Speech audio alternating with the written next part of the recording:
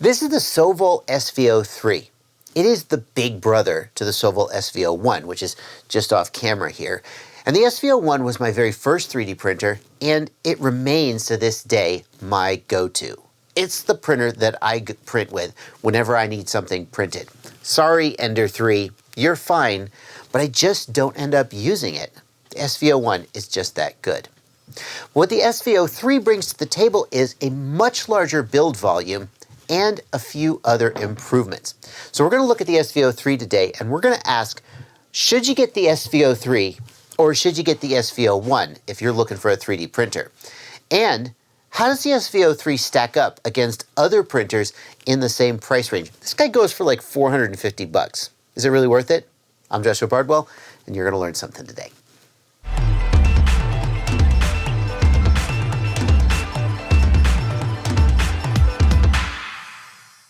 I think the place to start the review of the SV03 is by talking briefly about the SV01. And I'll put a link to my initial review of the SV01 down in the video description if you want to check that out in more detail. Because the bones of the SV03 are kind of the same as the SV01, and the SV01's turned out to be a very good printer for me. I think the lesson that we can take from the SV01 is that Sovol knows how to build a 3D printer with a very good value proposition. No, it doesn't have some of the high-end features that you would find on very expensive printers. Like it doesn't have like a Volcano hot end or something, some fancy Swiss E3D hot end. But it prints really well and it does what it needs to do and it comes in at a really good price. So what's different about the SV03? The SV01 has a build volume of 280 by 240 by 300 millimeters, whereas the SV03 has a much bigger build volume of 350 by 350 by 400 millimeters. In addition, the SV03 comes pre-installed with a silent mainboard, and it comes pre-installed with a Bltouch sensor. The SV03 has a direct drive extruder, similar to the SV01, which means that it's going to be perfect for flexible filaments like TPU, although of course it can also print more rigid filaments like PLA. The control interface for the SV03 has a screen and a knob. It doesn't have a touch screen, which some people would consider to be an upgrade, but some people actually prefer the knob because it's easier to move one click at a time rather than trying to sort of touch a virtual button like tap, tap, tap, tap, tap, tap, tap, tap. Could go either way on that one. The drive belts on the SV03 have been upgraded with a tensioning screw, unlike the SV01, which simply had a set of nuts to hold it in place, but you had to kind of hold the tension yourself while you were tightening down the nuts. The SV03 comes with a filament runout sensor, so that if you run out of filament in the middle of a print, it can detect that and it can stop the print. The runout sensor on the SV03 has been upgraded. It's got a couple roller wheels, whereas the SV01 did not. The SV03 has dual Z-axis steppers, one on either side, and it's got drive screws going all the way up the gantry. The factory bed for the SV03 is a textured glass plate. In my experience, this does a great job of adhesion without having to do any pre-treat at all, at least when it's new. As it starts to wear out, it does stick less, and you may have to do some cleaning or pre-treatment, but this is actually my preferred form of bed compared to something like a flexible steel bed. I find that they get great results from this. It's a little difficult to see here, but there are 6 rollers on the y-axis, 3 on either side. On the SV03, the wire harness going to the X gantry is a ribbon cable, whereas if we compare to the SV01, it's just a big bundle of cables. And that ribbon cable certainly is neater, but many people have pointed out that ribbon cables tend to crack, especially when they're subject to a lot of movement. So there are some really valid questions about the long-term viability of this approach. I guess it wouldn't be too hard to replace it, but some people would trade the neatness of a ribbon cable for the durability of standard cable bundle. Speaking of cables breaking, another issue that has to be called out about the SV03 is this cable going into the bed heater. And what you'll see is that when the bed moves all the way back on the y-axis, oh man, that is under some tension, isn't it? And it has got some strain relief here, but some people on the Sovol Facebook group have reported that this is broken off. And if that happens to you, you end up reinstalling the whole bed heater on the underside of the bed. It is a giant pain in the butt. I think you certainly could argue that Sovol might do well to put a slightly longer cable on here, or maybe it would make more sense to go away from this Cartesian geometry to a core XY geometry where the bed doesn't move back and forth. More on that later in the video. The frame of the SV03 is made from 40 by 20 millimeter extruded aluminum rail. And on the SV01, this was touted as an upgrade. Some printers of the size of the SV01 use smaller rail. For a printer this size, I think you could certainly argue that that size rail is the lowest you would probably want to go. And you can find other printers of similar build volume using even thicker rail in order to give more rigidity. You're not going to notice the difference if you're mostly printing small stuff, but especially as you get up to the top of the print volume, you're definitely going to see a little more wobble and perhaps thicker rail, or maybe even adding a right angle bracket down here could help to address that. Now that we've talked about the specs of the printer, let's start to answer the question of whether this is the printer that you actually want to get, because bigger is not always better. And the first example of that is, did you notice that this printer's sideways on this table?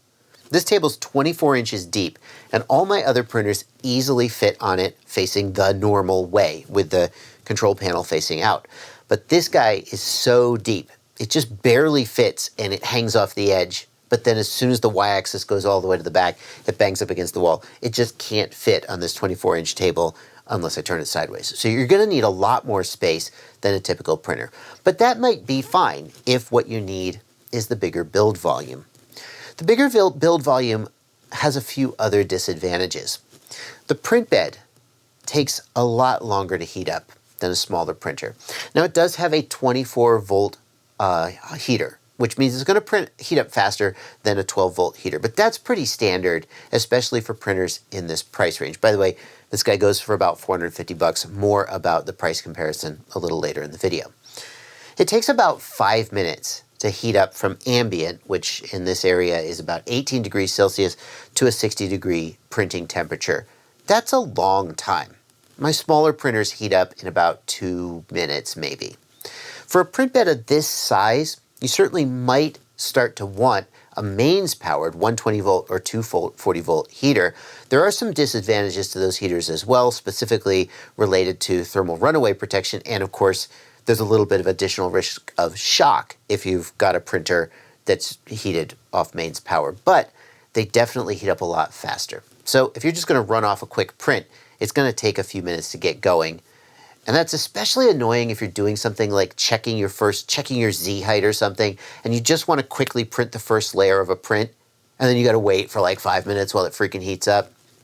On the other hand, if you're doing long prints, that extra 5 minutes at the beginning is not going to be a big deal, percentage-wise. And you might argue that a large print volume printer like this is really tailored for people who are going to be doing longer prints. If you're only going to be doing small prints, don't get this printer. Get something with a smaller print volume. Save yourself some money. And the other thing you get with a smaller printer is additional precision. When you go to a larger printer like this, there's just a little bit more wobble in the print bed. There's just a little bit more wobble in the gantry. And a lot of people are just quickly banging stuff out and they don't need a lot of precision. But for people who do need a lot of precision, a larger printer is going to have less precision than a smaller printer, all else being equal. Another place where a larger printer can be a challenge is in the flatness of the bed. I didn't find it too difficult to level the bed. And by the way, I've got a full setup video, including unboxing, assembly, and all of the setup steps you need to do for this printer. It's going to be coming out on my channel in just a few days. Make sure you're subscribed and hit the notification bell if you want to make sure you don't miss that. But the flatness of a larger bed can be challenging. Actually, this one was not too bad. This is the mesh visualizer. So the Bltouch sensor on this can measure the height of the bed across its surface. And then this web online tool is a mesh visualizer that shows the surface of the bed. It was a little bit sort of taco shaped. It was a little bit higher at the edges and lower at the center. But it was within about maybe 0.2 millimeters, which I'm sure that like pro 3D printer guys think that's terrible. but for a printer in this price range, I feel like you probably are going to get okay results. As far as assembly goes, the SV03 was fine. I think it's pretty comparable to most other pre-assembled kits that you're going to get out there. Basically, all you have to do is put the gantry on and plug in the wires. All the belts are pre-installed, all the belts are pre-tensioned, everything is pretty much ready to go. The total time spent was maybe 15 or 20 minutes, maybe a little longer if it's your first time. As long as you're not comparing this to like a bare bones kit that comes completely unassembled, the SV03 is fine, not exceptional, but not bad either. The big question that I think you got to ask if you're thinking about getting the SV03 is, do you really need this gigantic print volume? And the print volume is gigantic. I've compared this to other printers that advertise themselves as having a big print volume, and they typically are in the 300 millimeter by 300 millimeter size. This is 350 by 350 by 400. So you'll be able to print really big things on this.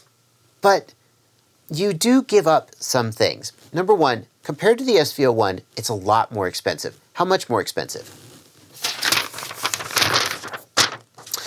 The Sovol SV01 costs about $269. It does go on sale for cheaper than that, but normal retail is $269. The SV03 costs $449. Now the SV03 comes with a silent mainboard and a Bltouch sensor pre-installed. And to me, those are upgrades that are definitely worth having. The silent mainboard is nice, but the big advantage is that the upgraded mainboard can run more modern versions of Marlin firmware that have more features that you really want. And the Bltouch sensor when I first installed a Bltouch sensor on my SV01, I made a video about it, link in the video description. Some people said Bltouch is just another thing to break. It's just a hassle. You don't need it. I totally disagree. Ever since I installed a Bltouch sensor, I just haven't leveled my bed at all. I just print. I get a great result. I go. I absolutely think it's worth it. If you take an SV01 and you add a silent mainboard and a Bltouch sensor to it, you end up with a price of $369. That is $80 less than the SV03. So you might say, would I pay $80 more to get the larger build volume? But a lot of people would argue that if you really want a print volume this size, the right thing to do is to get a Core XY printer. So the Sovol is a Cartesian printer, and that means that the bed moves back and forth on the Y-axis, and the print head moves up and down on the Z-axis and back and forth on the X-axis. And the problem with that is that if you're printing a large thing, you've got all this weight of the print itself moving back and forth. And that can create issues, especially as you try and print quickly. With a Core XY printer, the bed moves up and down on the Z-axis. And that means that the head, which is much lighter, can move very quickly on the X and the Y-axis, and you can get much faster prints with much more precision on a Core XY. Now that doesn't matter very much when you're printing very small stuff, because very small stuff doesn't weigh very much. So you can go fast on a Cartesian printer, but the bigger the print that you're trying to print, the more the limitations of the Cartesian printer start to come out. So why not just get a Core XY? Because Core XY printers in this volume cost $1,500. So once again, we see that Sovol is trying to create a value proposition to give you a gigantic print volume at a price, a sub $500 price. And the trade-off is either in precision or time. You're not going to be able to print as fast or as precisely on the SV03 as you would on, say, a Core XY printer with the same build volume. But you're going to pay a third of the price, and maybe the time is worth taking for you. One thing that I wish Sovol would consider is shipping this printer with like a 0.06 or a 0.08 millimeter nozzle. It ships with a 0.04 millimeter nozzle, which is the standard nozzle size that's on most consumer-grade 3D printers. The larger nozzle would give you less fine detail, but it means that you can extrude a lot more filament in the same amount of time. You can extrude a lot faster, and if you're thinking about taking up this whole build volume printing, like your Boba Fett helmet or your Mandalorian helmet or something like that, you can definitely go a lot faster. Now, I am not first and foremost a 3D printing channel, and I said this when I reviewed the SV01, that I am just learning about 3D printing. And now it's months or maybe even a year later, and I'm still learning. I'm better than I was, but I'm still not first and foremost a 3D printing channel. So I would definitely suggest you look for some reviews of this from dedicated 3D printing channels if you really want to get, an authoritative decision before you buy. But I took a look at other printers that were out there, and I tried to find another printer out there in the $450 to $500 price range that compared to the SV03. And to tell you the truth, I couldn't find one. All of the printers I found in the $400 to $500 price range were closer to around 300 by 300 build volume. Nobody else was 350 by 350. But I did find the Artillery Sidewinder X1, which has a 300 by 300 by 400 build volume. So this the same height, but 50 millimeters smaller on the X and Y axis. And it comes in around $400, $450 and has a much better hot end. It has a Volcano hot end, which is capable of pushing a lot more filament out without issues compared to the hot end on the SV03. Although the build volume is slightly smaller, you certainly could make an argument that you would rather have the upgraded hot end. Doesn't come with Bltouch pre-installed, doesn't come with the silent mainboard, but I felt like it was my duty as even a sort of mediocre 3D printer reviewer to at least point you in the direction of something comparable that you might want to look at to compare. That being said, I think there's somebody out there for whom the SV03 is the right printer. But it's not going to become my daily driver. Because to tell you the truth, I have never, in all the time I've owned a 3D printer, actually been limited by the size of my build volume. I have never needed to print a giant vase or a freaking Mandalorian mask or something. And if you have a smaller printer, you have to break those up into smaller pieces and then you assemble them together, and that's kind of a pain. Personally, I am mostly printing little stuff for my quadcopters, and frankly, I could do with an even smaller build volume than the SV01, which when I was first buying a printer, I was real concerned with build volume, and I feel like I overestimated how much that was going to matter based on just the things that I tend to print. But for a person who needs a very large build volume as their primary buying characteristic, I think the SV03 is worth considering because you get that large build volume at a really reasonable price point. You get good quality. The Sovol line is pretty good quality. You get the silent mainboard, you get the Bltouch, you get all that stuff. And then, you want to put $100 on a high-end hot end or something like that, you certainly could do that. If you decide that you agree, and if this review helped you make your decision, there's links in the video description to the SV03, and I'll also put a link to my review of the SV01, since I've got such nice things to say about it. I'll put that all down in the video description. Those are affiliate links, and that means that if you make any purchase with those links, you click the link, you make the purchase, and I get a small commission to help support the channel. Thank you so much for watching. Happy flying. Happy, I always say at the end of my videos, it's just a habit, but this isn't a flying video, it's a printing video. So happy printing. What are you doing in here? The least you could do is subscribe or join my Patreon or, just, here's another video I picked out for you. Jeez.